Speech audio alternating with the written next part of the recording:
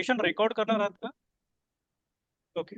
योगेन चित्तस्य पदेन वाचा मलं शरीरस्य च वैद्यकेन योपाकरोत्तं प्रवरं मुनीनां पतञ्जलिं प्राञ्जलिरानतोऽस्मि. सर्वांना नमस्ते. बहिस्थ अभ्यासक्रमाच्या सेकंड सेमिस्टरच्या सेकंड पेपर आपण आज बघणार आहे, बरोबर ना? द्वितीय सत्राचे आपण सगळे इथे विद्यार्थी उपस्थित आहात आणि पातंजल योगसूत्र नावाचा तुमचा दुसरा विषय आहे, दुसरं प्रश्नपत्र आहे. त्याविषयी आज आपण थोडक्यात जाणून घेणार आहोत. मध्ये मध्ये रिप्लाय देत जा, म्हणजे मला पण कळेल की तुम्हाला समजतंय का. Sure madam. हो हो. ठीक आहे. तर पहा, योग दर्शनाचा ज्यावेळी आपण विचार करतो, आता आपला मुख्य विषय आहे म्हणजे तुमचा पेपर आहे पातंजल योगसूत्र, बरोबर? ज्यावेळी योग असं म्हटलं जातं किंवा भारतीय दर्शनांचा विचार केला जातो त्यावेळी योग दर्शन हे आपल्याला ऐकून माहित असतं. आणि जरी लोकांना फारशी दर्शनाची माहिती नसेल तरी पतंजली हे नाव तरी आपण कधी ना कधी तरी ऐकलेलं असतं. एक 2 मिनिटांमध्ये आपण फक्त दर्शन म्हणजे काय, दर्शनशास्त्र याचा थोडक्यात आढावा घेऊन मग आपल्या विषयाला सुरुवात करूया. पहिल्या सत्रामध्ये आता तुम्ही भारतीय दर्शनाची मूळ तत्व हे पाहिलं असाल की प्रत्येक दर्शनानुसार म्हणजे आस्तिक दर्शन 6 आणि नास्तिक दर्शन 3 यांच्यानुसार म्हणजे साधारण 9 दर्शनांनुसार जीव, जगत, ईश्वर, अविद्या ही संकल्पना तुम्ही पाहिली असेल. ज्यावेळी दर्शन असा शब्द उच्चारला जातो, मग दर्शन म्हणजे काय, तर सामान्य भाषेमध्ये ज्यावेळी आपण बोलत असतो मराठीमध्ये त्यावेळी दर्शन म्हणजे काय तर पाहणे हा अर्थ आपल्याला माहित असतो. पण शास्त्रीय दृष्ट्या जर पाहायला गेलं तर आता संस्कृतमध्ये कोणताही एखादा शब्द असेल तर तो कोणत्या ना कोणत्या तरी धातूपासून त्या शब्दाची व्युत्पत्ती सांगितली जाते. मग दर्शन म्हणजे काय, तर दृश्यते तत्वम अनेन इति दर्शनम, म्हणजे ज्याद्वारे पाहिले जाते किंवा पाहण्यामध्ये. दृश्यते तत्वम, किम दृश्यते तत्वम दृश्यते, केन दृश्यते, अनेन दृश्यते. अनेन नाम अनेन साधनेन दर्शनस्य माध्यमेन दृश्यते.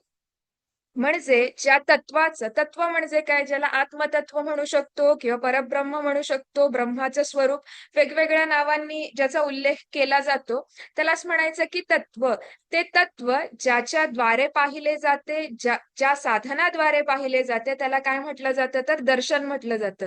मग दर्शनाबरोबर शास्त्र हा शब्द सुद्धा जोडून येतो. मग शास्त्र म्हणजे काय, तर वस्तूच्या खऱ्या स्वरूपाचं वर्णन करणारं, प्रतिपादन करणारं जे आहे त्याला म्हटलं जातं शास्त्र. मग तत्व म्हणजे काय, दर्शनशास्त्र नेमकं काय करतं, कशाचं प्रतिपादन करतं, तर तत्वाचं प्रतिपादन करतं, बरोबर? मग तत्व म्हणजे काय, तर तस्य भाव तत्वम, जे सर्वनाम आहे तत् म्हणजे ते, आपण म्हणतो ते आहे. तत्वमसी असं वाक्य तुम्ही कधीतरी ऐकलं असाल, म्हणजे ते म्हणजेच तू आहेस. ते म्हणजे काय, तर ते ब्रह्मतत्व, ते आत्मतत्व, त्याचा जो भाव, त्याचं असणं जे आहे त्याला म्हणायचं तत्व. मग या तत्वाचं ज्ञान म्हणजेच काय, तर तत्वज्ञान. ठीक आहे, समजतंय का सर्वांना, येतंय ऐकू? हो हो. हो मॅम. येत आहे व्यवस्थित. ओके, एकच मिनिट.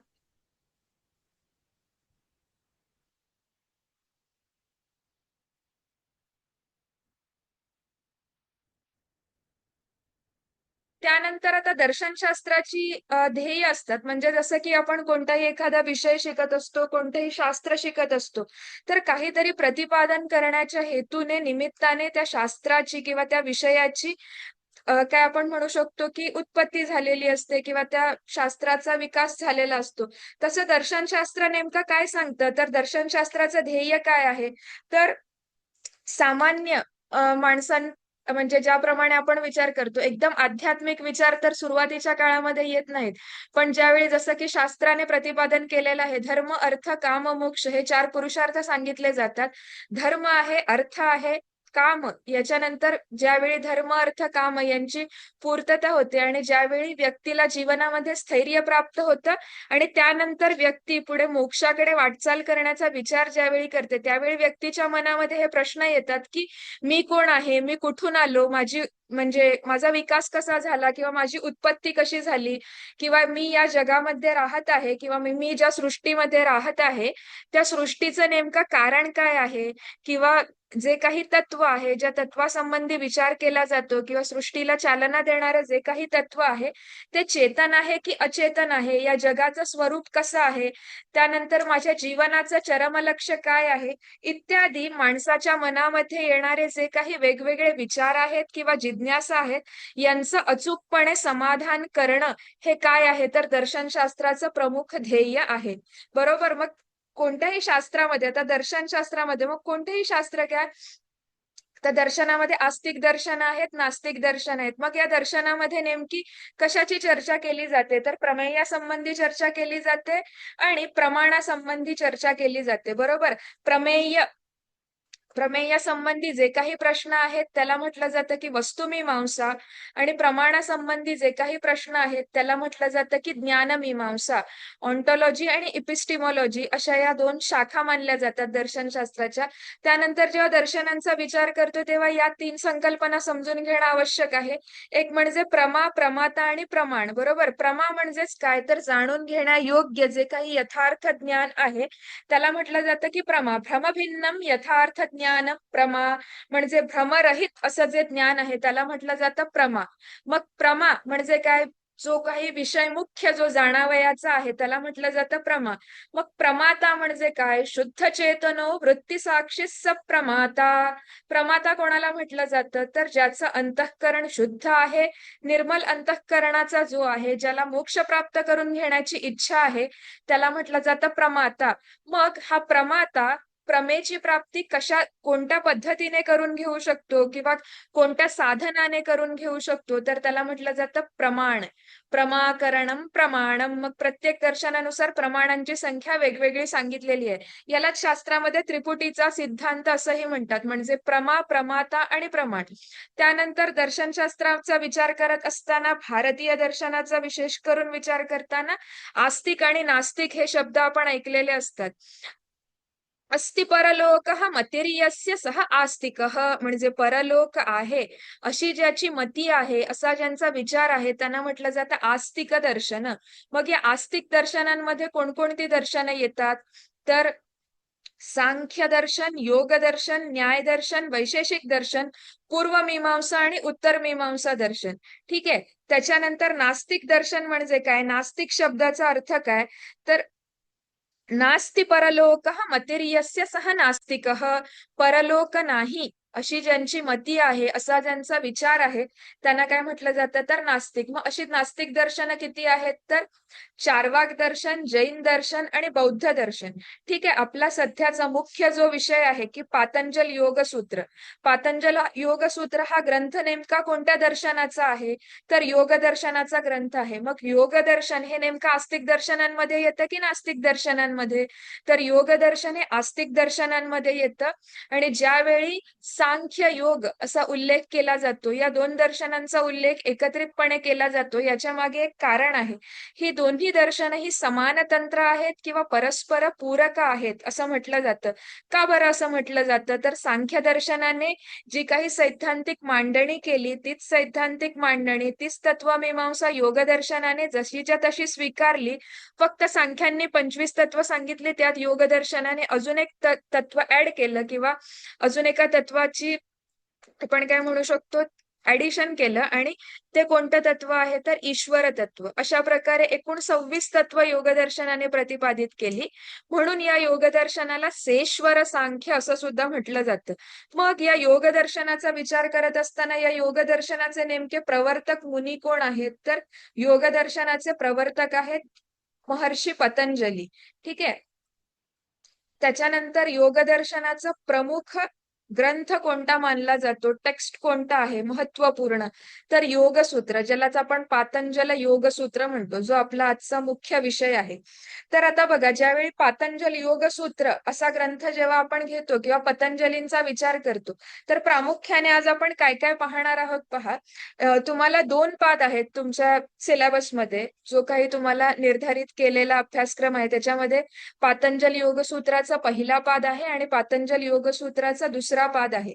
आपण एक थोडक्यात योगदर्शनाची भूमिका पाहणार आहोत, योग शब्दाची व्युत्पत्ती, लक्षण पाहणार आहोत, योगदर्शनाचं ध्येय काय आहे, पातंजल योगसूत्र या ग्रंथाचा आपण परिचय पाहणार आहोत. त्यानंतर समाधीपाद आणि साधनपाद यातील मुख्य भाग आपण पाहणार आहोत.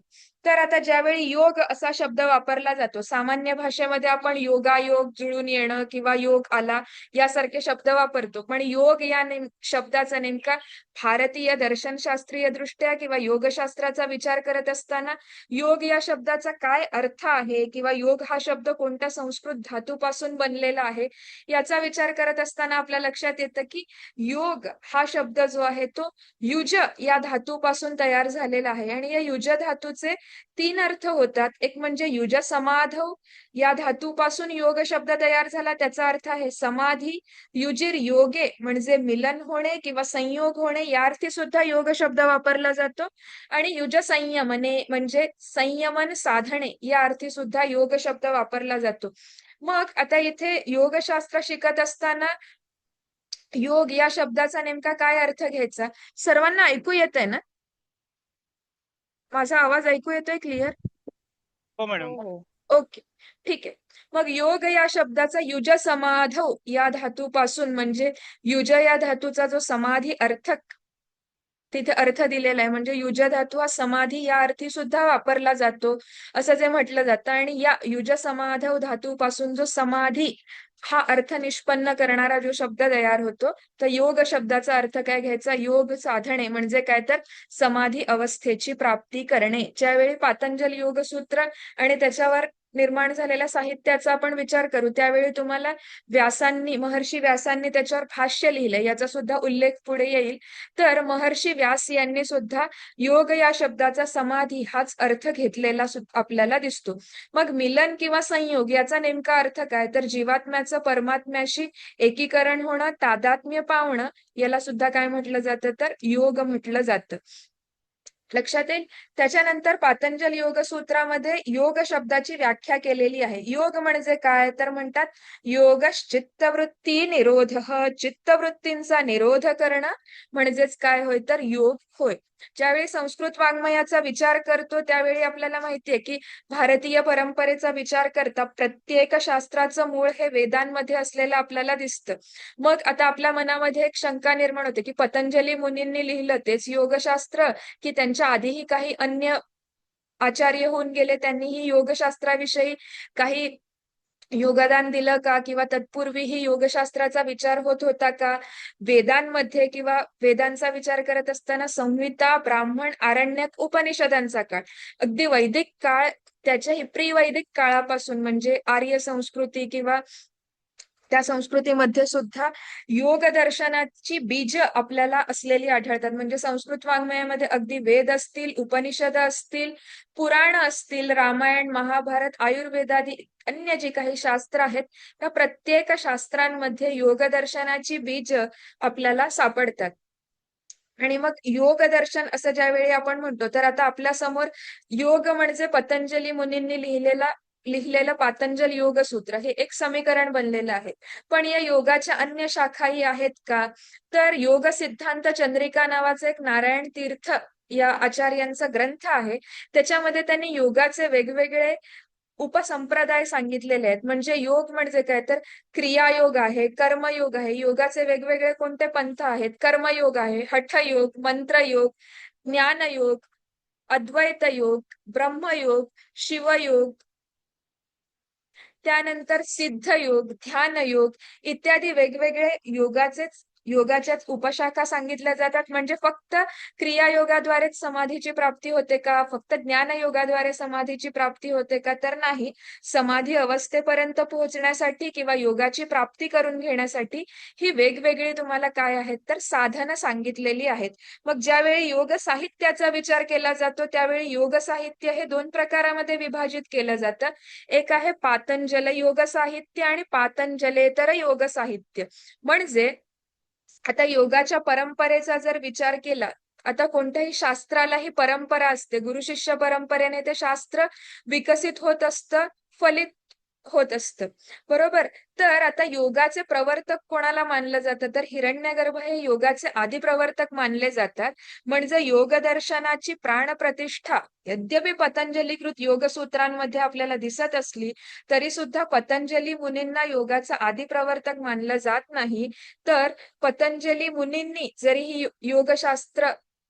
शास्त्राचं अध्ययन करून किंवा अगदी हिरण्यगर्भापासून जी काही योगशास्त्राची परंपरा सुरू झाली ती त्यांच्या काळापर्यंत ज्या अन्य अन्य आचार्यांनी योगशास्त्र विकसित होण्यासाठी योगदान दिलं त्या सर्व आचार्यांचा निर्माण झालेल्या योग साहित्याचा आढावा घेऊन इतस्ततः असलेले योगशास्त्राचे जे काही उल्लेख होते किंवा योगशास्त्रासंबंधित जे विखुरलेल्या स्वरूपात जे योगदर्शनाचं किंवा योगशास्त्राचं ज्ञान अन्य अन्य ग्रंथांमध्ये जे विखुरलेलं होतं ते एकत्रित करण्याचं आणि आजच्या काळामध्ये उपयुक्त होईल अशा प्रकारे एखाद्या ग्रंथाची निर्मिती करण्याचं श्रेय किंवा योगदान जरी पतंजली मुनींना जात असलं तरी योगाचे आदी प्रवर्तक कोणाला म्हटलं जातं तर हिरण्यगर्भालाच योगाचे आदी प्रवर्तक म्हटलं जातं.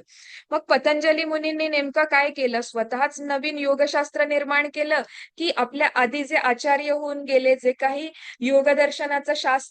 योगदर्शनाचे जे काही ग्रंथ होते त्या सर्वांचा विचार केला गेला का? तर हिरण्यगर्भापासून जी काही योगाची परंपरा सुरू झाली मौखिक स्वरूपाने आलेलं ज्ञान असेल किंवा इतर अन्य योगशास्त्राच्या ग्रंथांमध्ये विखुरलेल्या स्वरूपात जे काही योगशास्त्रासंबंधित ज्ञान होतं ते सर्व योगशास्त्रासंबंधित ज्ञान एकत्र सूत्रबद्ध करण्याचं कार्य कुणी केलं असेल तर महर्षी पतंजलींनी हे कार्य केलं. मग योग दर्शनाचं नेमकं ध्येय काय आहे तर समाधी अवस्थेची प्राप्ती करणं म्हणजे योग साधना करून चित्तवृत्तींचा निरोध करून त्यानंतर कैवल्याची प्राप्ती करणं हे योग दर्शनाचं काय मानलं जातं तर ध्येय मानलं जातं.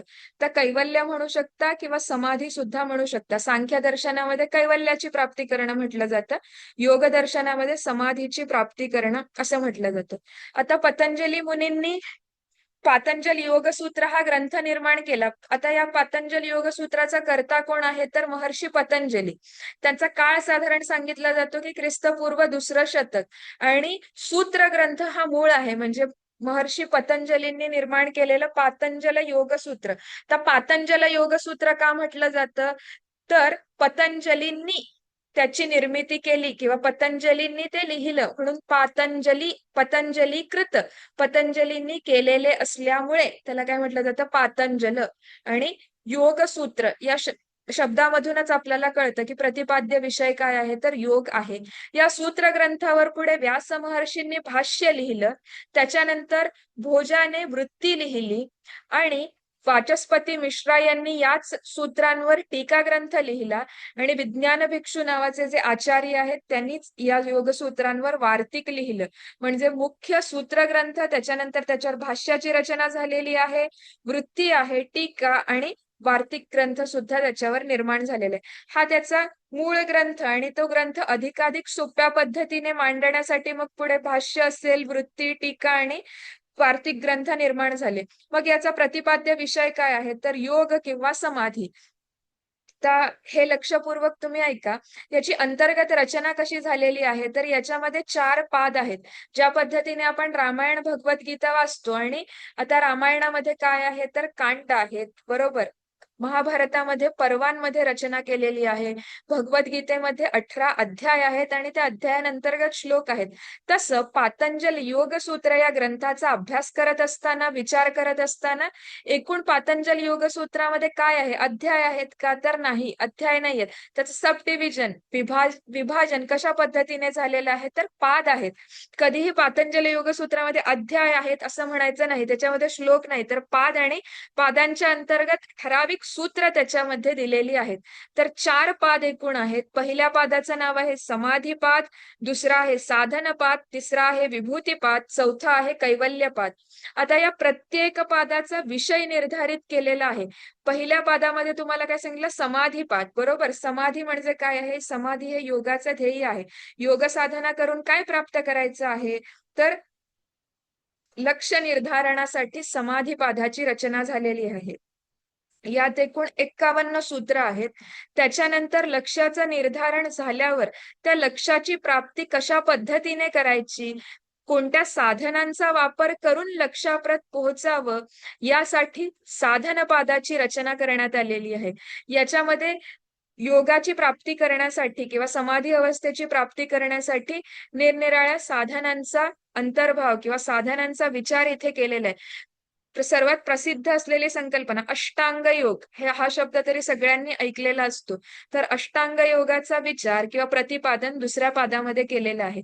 त्यानंतर ज्यावेळी एखादं लक्ष निर्धारित केलं जातं, ठराविक साधनाचा अवलंब करून लक्ष्याप्रत जाण्यासाठी व्यक्ती सिद्ध होते, त्यावेळी हळूहळू एक एक पायरी आक्रमत असताना, हळूहळू एक एक पायरी चढत असताना आपल्याला ठराविक फळ किंवा परिणामांची प्राप्ती होते. त्याचप्रमाणे योग साधना करत असताना अष्टांग योगाचा आधार घ्या किंवा क्रिया योगाचा आधार घ्या, किंवा वैराग्य आणि अभ्यास इत्यादींचा तुम्ही आधार घ्या. वेगवेगळ्या साधनांचा अवलंब करून ज्यावेळी समाधी अवस्था प्राप्त व्हावी यासाठी ज्यावेळी तुम्ही मार्गक्रमण करत आहात, त्यावेळी तुम्हाला काय होणार आहे, तर वेगवेगळ्या प्रकारच्या सिद्धी प्राप्त होणार आहेत. या सिद्धींचं वर्णन करणारा जो पाद आहे त्याला म्हटलं जातं विभूती पाद. याच्यामध्ये एकूण 55 सूत्र आहेत आणि चौथा पाद आहे कैवल्य पाद.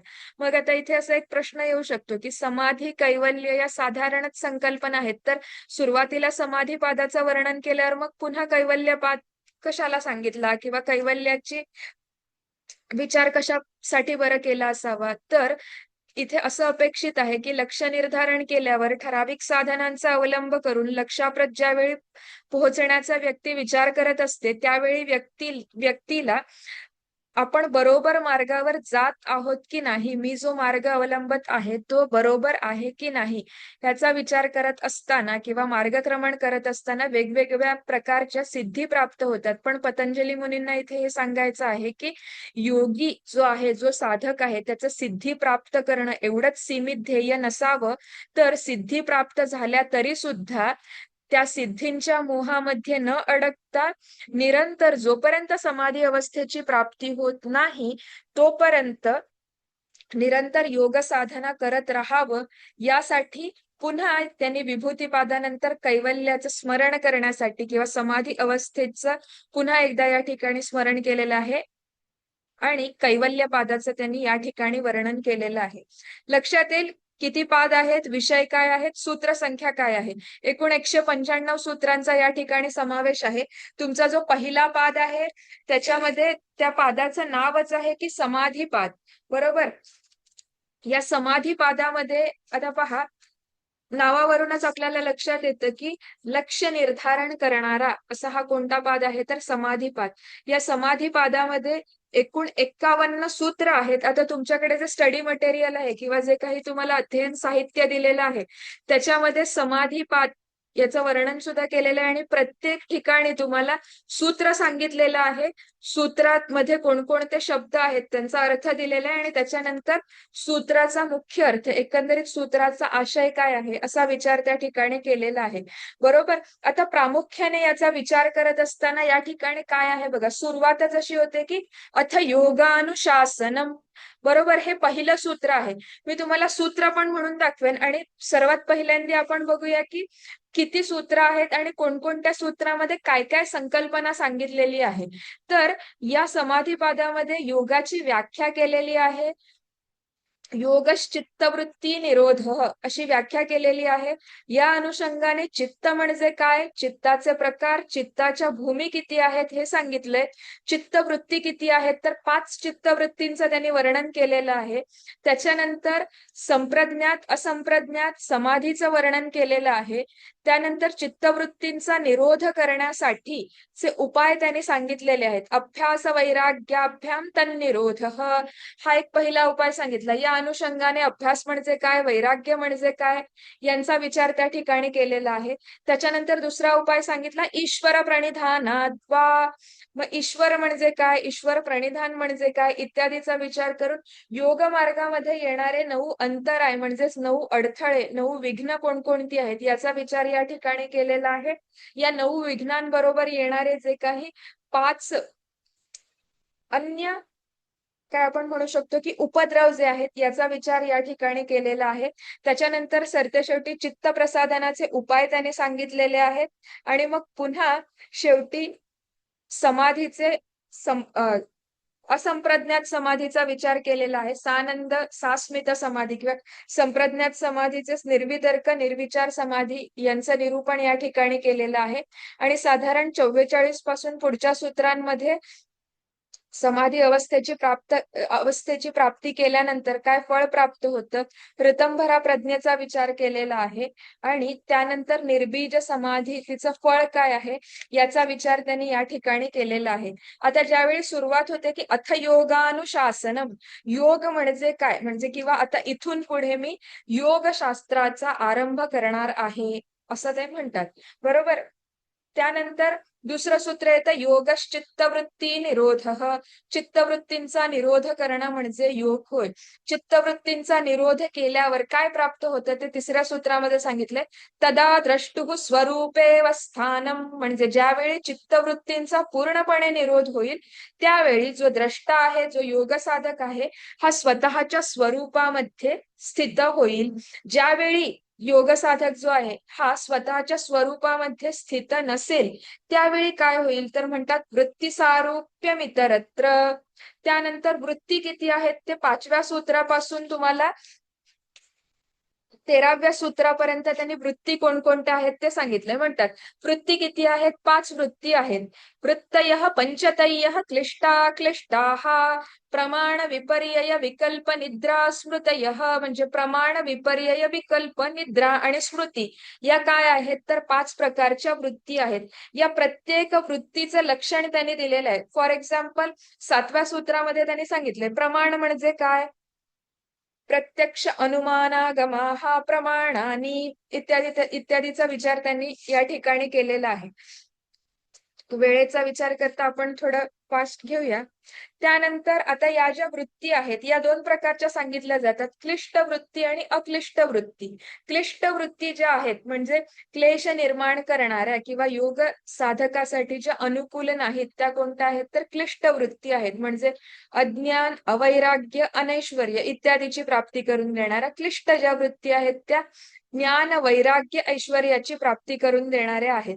त्यानंतर त्यांनी या चित्तवृत्तींचा निरोध करा असं तर तुम्ही म्हणत आहात, मग चित्तवृत्तींचा निरोध नेमका कसा करायचा तर चित्तवृत्तींच्या निरोधासाठी पहिला उपाय सांगितला अभ्यास वैराग्याभ्याम तन्निरोध.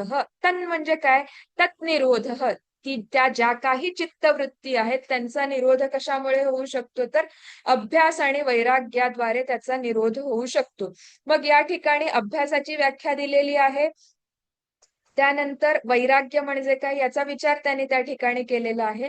त्यानंतर समाधीचा विचार करत असताना समाधीसाठीच या पादामध्ये समापत्ती हा सुद्धा शब्द आलेला दिसतो. समापत्ती म्हणजे काही वेगळा विषय नसून समाधीलाच समापत्ती असं म्हटलेलं आहे. मग समाधी किती प्रकारची तर 2 प्रकार आहेत, संप्रज्ञात समाधी, असंप्रज्ञात समाधी. संप्रज्ञात समाधीचेही पुन्हा 4 प्रकार सांगतात, सवितर्क समाधी, निर्वितर्क समाधी, सविचार समाधी, निर्विचार समाधी, सानंद आणि सास्मित समाधी. यापैकी सवितर्क समाधी आणि सविचार समाधी या ज्या आहेत या सबीज समाधी आहेत. म्हणजे या समाधीमध्ये चित्त जर तुम्हाला एकाग्र करायचं असेल तर त्यासाठी कोणत्या तरी एखाद्या आलंबनाची आवश्यकता असते. ठीक आहे, या प्रकारे समाधीचे प्रकार त्याने सांगितलेले आहेत. त्यानंतर दुसरा उपाय सांगितलाय की ईश्वर प्रणिधानाद्वा, म्हणजे जर एखाद्याला अभ्यास आणि वैराग्य यांच्याद्वारे चित्तवृत्तींचा निरोध करणं शक्य होत नसेल तर ईश्वर प्रणिधानाद्वारे. ईश्वर प्रणिधान म्हणजे काय की पूर्णपणे स्वार्थाचा त्याग करून समर्पित भावनेने ईश्वराला शरण जाणं किंवा ईश्वराला समर्पित होणं याद्वारे सुद्धा काय होऊ शकतो, चित्तवृत्तींचा निरोध होऊ शकतो. मग चित्तवृत्तींचा निरोध करण्यासाठी ईश्वर प्रणिधानाद्वा हा दुसरा उपाय त्याने सांगितला. मग ईश्वर म्हणजे काय त्याची व्याख्या त्यांनी 24व्या सूत्रामध्ये केलेली आहे. क्लेश कर्म विपाकाशयैः अपरामृष्टः पुरुष विशेषः ईश्वरः, म्हणजे पुढच्या साधनापादामध्ये अविद्या, अस्मिता, राग, द्वेष आणि अभिनिवेश हे जे 5 क्लेश आहेत त्यांचं वर्णन पुढे येणार आहे. ते पंचक्लेश त्यानंतर जी काही शुक्ल कर्म, कृष्ण कर्म, अकृष्ण, अशुक्ल या प्रकारची जी काही कर्म सांगितली जातात ती कर्म कर्मविपाक म्हणजे कर्म केल्यावर उत्पन्न होणारा फळ किंवा परिणाम आणि वासना म्हणजे कर्माचा संस्कार इत्यादींपासून अपरामृष्ट म्हणजे निर्लिप्त असा जो पुरुष विशेष आहे त्याला काय म्हटलं जातं तर ईश्वर असं म्हटलं जातं. मग या ईश्वराच्या स्वरूपाचं वर्णन केलेलं आहे साधारण ईश्वर प्रणिधानात या 23व्या सूत्रापासून ते 29व्या सूत्रापर्यंत तुम्हाला ईश्वर प्रणिधानाचं वर्णन केलेलं आढळतं. यानंतर ज्यावेळी ईश्वर प्रणिधानाद्वारे काय होऊ शकतं तर म्हणतात की ईश्वराचा वाचक काय आहे प्रणव आहे. तस्य वाचक प्रणव, ईश्वराचा वाचक आहे प्रणव किंवा ओंकार. मग या ओंकाराचा जप केल्यामुळे काय होऊ शकतं तर ईश्वर तत्वाची प्राप्ती होऊ शकते. मग ईश्वर प्रणिधानाद्वारे ईश्वराचा साक्षात्कार किंवा त्या स्वरूपाचा साक्षात्कार तर होऊ शकतो. याच बरोबरीने जे काही 9 अडथळे आहेत त्यांचा सुद्धा नाश होऊ शकतो. मग आता इथे 30व्या सूत्रामध्ये तुम्हाला त्यांनी सांगितले 9 अडथळे कोणकोणते आहेत तर सांगतात व्याधिस्त्यान संशय प्रमादालस्य अविरती भ्रांती दर्शनालब्ध भूमिकत्व अनवस्थितत्वानि चित्तविक्षेपास्ते अंतरायाः.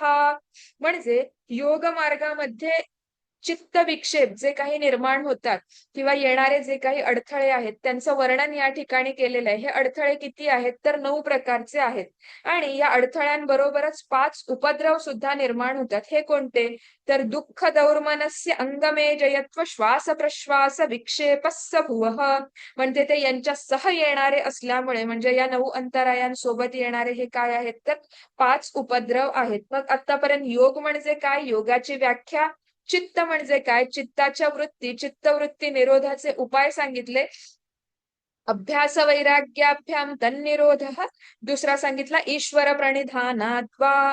त्याच्यानंतर आता इथे 33व्या सूत्रापासून चित्त प्रसादनाच्या उपायांचं त्यांनी वर्णन केलेलं आहे. आता सर्वात पहिला चित्तप्रसाद. तर चित्तप्रसादन म्हणजे काय, मन आनंदित ठेवणं किंवा मन प्रसन्न ठेवणं. जर व्यक्तीला समाधी अवस्थेची प्राप्ती करायची असेल तर व्यक्तीचं किंवा योगी जो साधक आहे त्याचं चित्त एकाग्र होणं हे अत्यंत महत्वाचं आहे. आणि हे चित्त एकाग्र करण्यासाठी अगदी सामान्य काय पहिल्यांदा प्रयत्न आपल्याला करावे लागतात. जर तुमचं चित्त आनंदित असेल, मन प्रसन्न असेल तरच तुम्ही कोणतीही एखादी चांगलं कार्य करण्यासाठी तुम्ही काय होऊ शकता तर प्रेरित होऊ शकता. म्हणून चित्त आनंद असणं किंवा चित्त प्रसन्न असणं हे अत्यंत महत्वाचं आहे.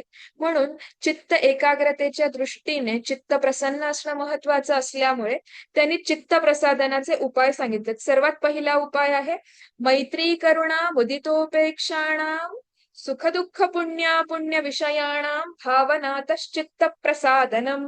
म्हणजे आता त्यांनी इथे 4 प्रकारच्या भावनांचा उल्लेख केलाय, मैत्री, करुणा, मुदिता आणि उपेक्षा. ठीक आहे, म्हणजे याचा अर्थ असा लावायचा सुखाशी मैत्री करावी, दुःखाशी करुणेची भावना ठेवावी किंवा व्यवहारामध्ये पुण्याचा हर्ष करावा आणि पापाची उपेक्षा करावी. या पद्धतीने जर व्यक्ती वागली किंवा आचरणात जर या गोष्टी आणल्या तर तुमचं चित्त प्रसन्न होऊ शकतं. त्यानंतर म्हणतात प्रच्छर्दन विधारणाभ्याम वा प्राणस्य.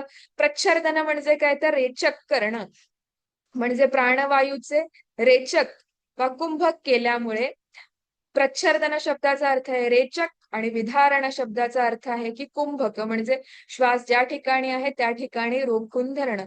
यामुळे सुद्धा काय होऊ शकतं चित्त प्रसन्न होऊ शकतं. त्यानंतर 35, 36, 37, 38, 39व्या सूत्रापर्यंत चित्त प्रसादनाचे उपायच त्यांनी सांगितलेले आहेत. त्यानंतर म्हणतात विषयवती वा प्रवृत्तिरुत्पन्ना मनसस्थिती निबंधिनी विशोका वा ज्योतिष्मती वितराग विषयं वा चित्तम स्वप्न निद्रा ज्ञानालंबनं वा यथाभिमत ध्यानात वा. आणि सत्यशेवटी सांगतात की मैत्री करुणा मुदितोपेक्षाणाम हे सूत्र झालं. प्रच्छर्दन विधारणाभ्याम इत्यादी सर्व सूत्रांमध्ये त्यांनी चित्त प्रसादनाचे वेगवेगळे मार्ग सांगितलेले आहेत. या उपायांनी जर तुमचं चित्त प्रसन्न होत नसेल तर तुम्ही काय करू शकता म्हणतात यथाभिमत ध्यानात वा. म्हणजे आपल्याला ध्येय म्हणून जो कोणताही विषय आवडत असेल त्या विषयावर किंवा जो कोणताही तुमचा इष्ट विषय आहे त्याच्यावर तुम्ही काय करू शकता, लक्ष एकाग्र करू शकता आणि चित्तस्थैर्य किंवा चित्त प्रसन्नता तुम्हाला प्राप्त होऊ शकते.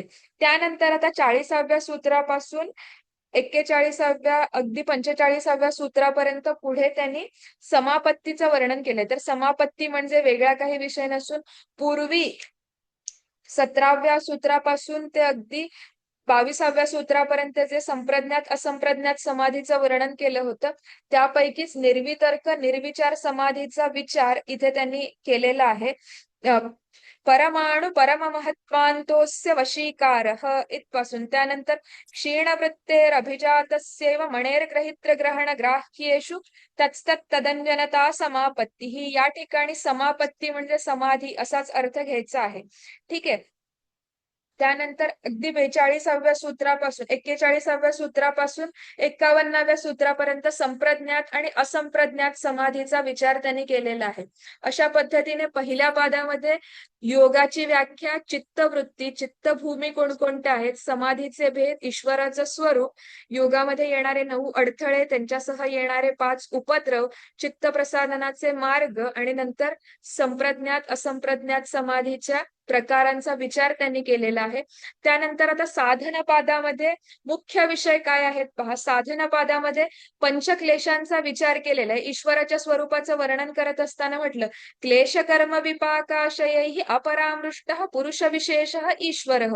मग क्लेशांनी निर्लिप्त म्हणजे क्लेश म्हणजे कोणकोणते त्यांचा विचार या ठिकाणी केलेला आहे. अविद्या, अस्मिता, राग, द्वेष आणि अभिनिवेश हे काय आहेत तर 5 क्लेश आहेत. या पंचक्लेशांचा विचार कर्म विपाक म्हणजे कोणतंही कार्य केल्यानंतर उत्पन्न होणारं जे फळ आहे त्याला शास्त्रीय संज्ञा आहे कर्म विपाक.